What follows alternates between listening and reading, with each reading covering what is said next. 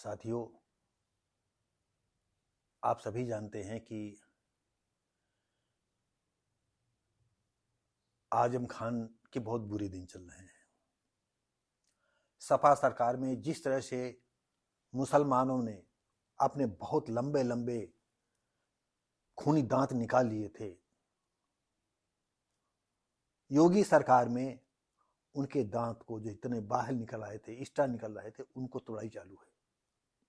आपको मालूम है कि भले अखिलेश चीफ मिनिस्टर होते या थे, लेकिन जितनी आजम खां की चलती थी उतनी चीफ मिनिस्टर की नहीं चलती थी। लोग कहा करते मैं राजनीति से दूर हूं, मैं नहीं जानता। लोगों को कह देते थे, वो मैं सुन लेता हूं, आज भी वही सुन लेता हूं। लोग कहते थे एक बार कोई भी कर्मचारी अखिलेश की बात को, आदेश को नजरअंदाज कर देगा, लेकिन आजम खान की आदेश को उनकी हिम्मत नहीं कि जो है वो इनकार कर दे या अवहेलना कर दे, अवज्ञा नहीं वो कर सकता था। तो आपको मालूम है कि आजम खां के जो है योगी सरकार के आने के बाद जो है कानून अपना काम कर रहा है, और उन्होंने जो शत्रु संपत्ति के हथियाने में जो है उन पर आरोप सिद्ध हो गया है। जौहर यूनिवर्सिटी में उन्होंने न जाने कितने लोगों की जमीनें अख्तियार कर ली थी। उस समय कोई कहने वाला नहीं। तो मैंने अभी पहले बताया कि नहीं, सीएम की बात को जो है टाला जा सकता था, लेकिन आजम खान की जो है बात कोई टाल नहीं सकता था। और उन्हें वक्फ बोर्ड की भी संपत्ति पर वक्फ बोर्ड को बताते हैं कि वो बिल्कुल एक तरह से जो है बहुत मत वाला हाथी वक्फ बोर्ड है कि उसके कोई उसको छेड़ नहीं सकता है। उस पर भी आजम खान ने अपना हाथ साफ कर दिया। वक्फ बोर्ड के कर्मचारियों ने भी इनके खिलाफ जो है एफआईआर दर्ज कराई थी, लेकिन सब ढाक के पात टका पसेरी निकल गए। और शत्रु संपत्ति हथियाने में आजम खान को जो है अब 23 फरवरी को जजमेंट सुनाया जाएगा। और इनके साथ ही जो है आजम खान के पुत्र अब्दुल्ला खान और पत्नी डॉक्टर तजीन फातिमा व चमरौहा के जो है विधायक नसीर अहमद खान के समेत 14 लोगों के खिलाफ कोर्ट में आरोप तय हो गया है। और 23 फरवरी को अब कोर्ट कितनी उनको सजा देती है, तो जो उनकी सीमा होगी, जो निर्धारित होगी, उसी अनुसार उनको सजा दी जाएगी। तो कहते हैं कि कभी कभी चाहे हम लोग जो है कंकड़ ऊपर को फेंके, या कोई तीर चलाएं, या गुल्ला से कोई गोली ऊपर चलाएं, या बंदूक की गोली ऊपर हो, या पैराशूट गया हो, तो आना तो उसको नीचे भाई एक सीमा तक, उसे जब तक ताकत है तब तक ऊपर गया, ऊपर के बाद फिर नीचे तो आना है। तो हमको लगता है कि अब आजम खां के दिन लद गए। उनका इस्लामिक शासन और साम्राज्य जो है ध्वस्त होते नजर आ रहा है। और उत्तर प्रदेश में नहीं, अब उत्तरांचल वगैरह में हर जगह जो है देश के कोने कोने में जो है इनके जो खबीस दांतों को जो है सरकारें जाग गई हैं और नहीं जग रही हैं। आज जैसे सपा नहीं जगना चाहती है, कांग्रेस नहीं जगना चाहती है, और हुआ ये कि पूरा देश अभी जो है प्राण प्रतिष्ठा में, राम मंदिर के निर्माण में, प्राण प्रतिष्ठा, रामलला के प्राण प्रतिष्ठा के मामले में लोगों में थोड़ा जुलूस था। उनको जो है उस जुलूस में जो है मीरा रोड पर भी जुलूस निकाल दिया, और फिर सैकड़ों के तादाद में वहां मुसलमान इकट्ठा हो गए। अरे अगर हिंदू अगर इकट्ठा होता है तो आपस में खुशी मनाते हुए जयकारा करते जा रहा है, आपको क्या परेशानी है? लेकिन परेशानी तुमको है कि वो इस्लाम का नारा वो नहीं लगा रहे हैं, और तुम चाहते हो कि इस्लाम का नारा लगे, नारे तकबीर का नारा लगे, शरीयत का नारा लगे। तो अब जेल में झला रोटी खा करके शरीयत का सपना देखना, दीन का सपना देखना, और कलमा का सपना देखना। अरे अब तो शरीयत के कई जो है कानूनों को जो है सरकारें रद्द कर रही। शायद मलेशिया देश है जो कई शरीयत कानूनों को रद्द कर दिया है। क्षमा करें, हमने पढ़ा था, हो सकता है कि हम इस पर डालें तो हम भूल अगर न रहे हो तो मलेशिया शायद था, अगर होगा तो हम भूल सुधार करेंगे इसमें। कोई एक ऐसा देश है जिसने शरीयत के 15 नियमों को, उनके कानूनों को, सख्त नियमों को खत्म कर दिया है। और सऊदी अरब के विषय में तो आप जान ही रहे हो कि वहां मॉडर्न युग का जमाना चला आया है।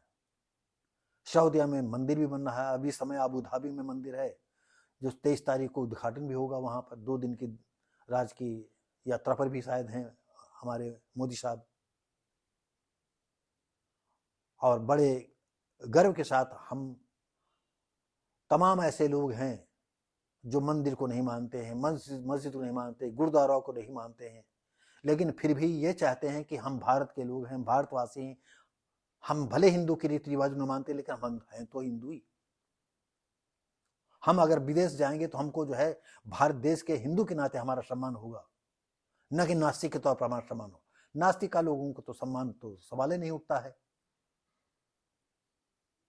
अभी हमें 10-12 साल पहले की घटना याद है कि आसपास है, उसका हम पक्का समय नहीं बता पाएंगे, कि नास्तिक लोगों का शायद मथुरा या आगरा में कहीं जो है मथुरा में मीटिंग होने वाली थी और उसमें 3000 कार्यकर्ता पहुंचने वाले थे। तो इसमें जितने थे हिंदू, मुस्लिम, सिख, ईसाई, सारे के जो धर्म गुरु थे, उन लोगों ने जो है जिस होटल में ये लोग ठहरे हुए थे नास्तिक लोग, उस पर पत्थरबाजी कर दी थी। और नास्तिक लोग किसी धर्म से मतलब नहीं है, वो ईश्वर को नकारते हैं। हो सकता आप हो, हम हो, ये हो, वो हो। तो साथियों, अब आजम खान की जो है मीरा रोड पर जो है नारे तकबीर के नारा सुनने को नहीं मिला। हिंदुओं का झंडा जो है पीला झंडा देखने को मिला। वहां दीन की बात नहीं हुई, वहां इस्लाम की बात नहीं हुई, वहां शरीयत की बात नहीं हुई। और उन लोगों ने उस पर जो है, और वहां के जितने गुर्गे थे वो कह रहे थे यूपी न समझ लेना। लेकिन जब यूपी की तरह वहां भी बुलडोजर चलना चालू हो गया तो चिल्पों चालू कर दिया है। जहां पाओगे वहां तुम मस्जिद बना दोगे।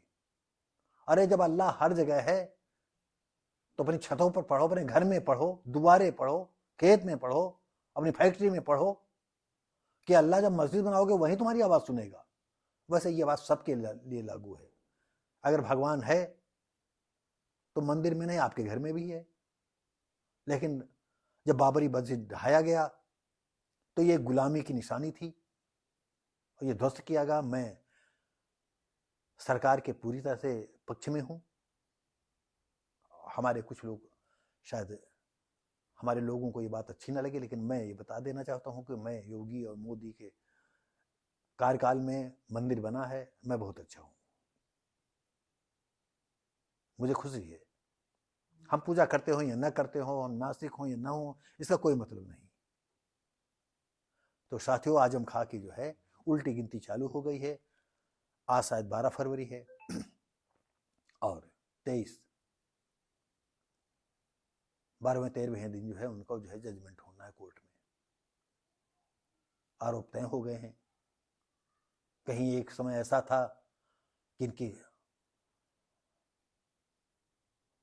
पशुशाला से जो है 2-4 भैंसें गायब हो गई थी। पूरा उत्तर प्रदेश हिल गया था, पूरा उत्तर प्रदेश।